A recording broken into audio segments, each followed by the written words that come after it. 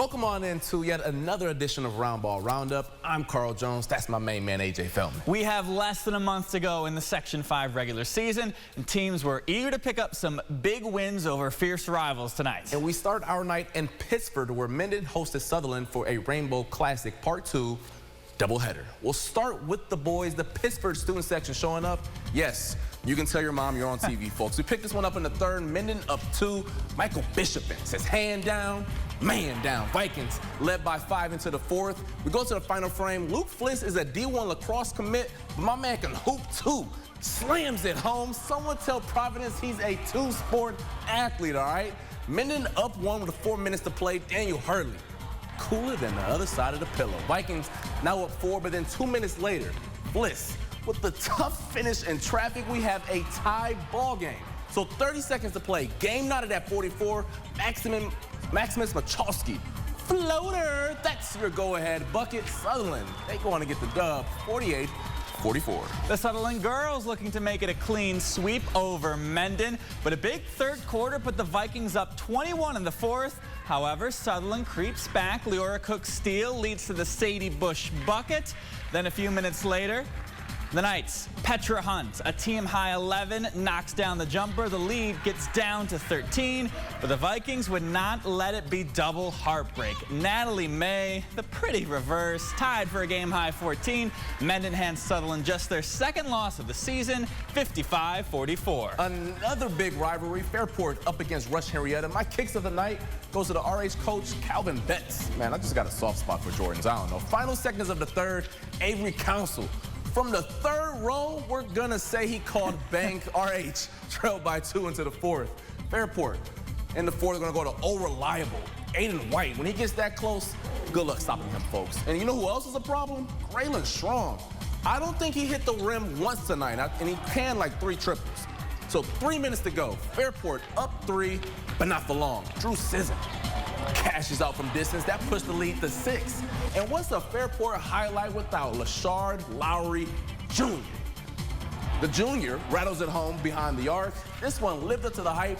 Fairport, they went on to get the win, 76-73. Undefeated Athena taking on 8-4 Eastridge. Trojans up just 6 at the half, but then they take off. Isaac Reeves, the steal, the bucket, the foul. Later, Trojans pressing. It's Isaiah Reeves getting the steal here. Gives it up to Corey Reeves. You know what he's going to do? He's going to make a highlight, slams it down. The lead now 16. Then later, it is Z Johnson launching it deep to Connor Ozier for 2. Trojans, a 14-0 run to pull ahead for the 78-58 win. Those Athena boys are something, man. Good one in girls hoops. Victor on the road at Penfield. The Patriots trailed by 10 into the fourth, but they fought back. Emma Alexander, smooth as butter from deep. She finished with 12. Then with 2 minutes to play, Ashley Calvitis, pull up, drank. That cut the deficit to 2, but that was as close as they get. Victor didn't score a field goal in the entire fourth, but there were money from the charity stripe. Next time, Blue Devils, if I'm at the game, please give me a bucket, all right? Victor, they held on 53-46. It's like playoff football, no field goals to win. Heading into the city, School of the Arts visiting Monroe. First quarter, Red Jackets showing some hustle. Marcus Freeman, the save from going out of bounds, leads to the layup. That's no good, but Cameron Miller, the extra effort, cleaning it up on the boards. Quarter winding down, Silverhawks down 6. Ishmael Gonzalez cuts into the lead, but just before the buzzer, Will McKinney, rocking the face mask, dropping it from deep before the horn. Monroe rolls in this one, 62-27. Canandaigua girls looking to extend their winning streak to 3, taking on Thomas.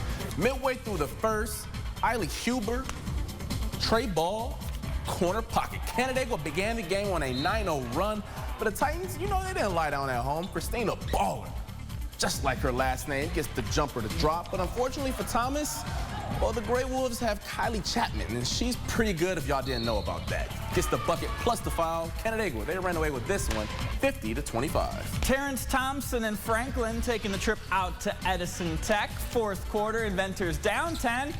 Yarny Higdon, right at the big fella, cuts the lead to single digits. But the Bulldogs, they would not let it get any closer. Curtis Bell, the pull-up J.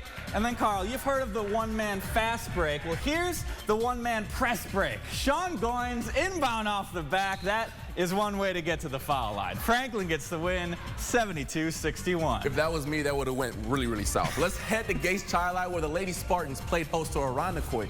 We go to the fourth. Melise Gage gonna skip through that lane, finish with the left. Y'all know how I feel about them left-hand layups, all right? Gates led by 8. Then later in the frame, IQ battling back. Aubrey Smith drills the rainbow triple.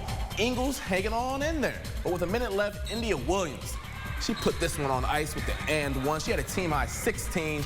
Gates Childline back in the win column, 54-46. Over to Spencerport for the Coach Chow tourney. Rangers hosting Brockport. First quarter, Spencerport down 3. Morgan Stanley cashes in from distance to tie things up. Later in the frame, Lydia Childs goes in strong. The hoop, the harm. She had a team high 16. But tonight was all about Spencerport's Georgia Gray. 23 points for the sophomore, including the game-winning 3 with just over a minute to play. Rangers get the victory, 47-46. And in the other semifinal of the tourney, Churchville Childline taking on Athena Odyssey. Opening moments of the game, Tiara Smith zooms down the floor for the easy bucket. Then a few possessions later, Mercy Payne says she's taking harder shots than that in practice. I didn't ask her that, but I'm assuming so. That she cans the triple there. The next trip down for the Thunder, Mariah Freeman gets through the hard way with the tough finish. Athena Odyssey, they cruise to a win, 55-33. Coming up after the break, the Bills try to get healthy before their showdown with the Chiefs, and the Amerks look to take down their rivals. But first, some more Section 5 scores.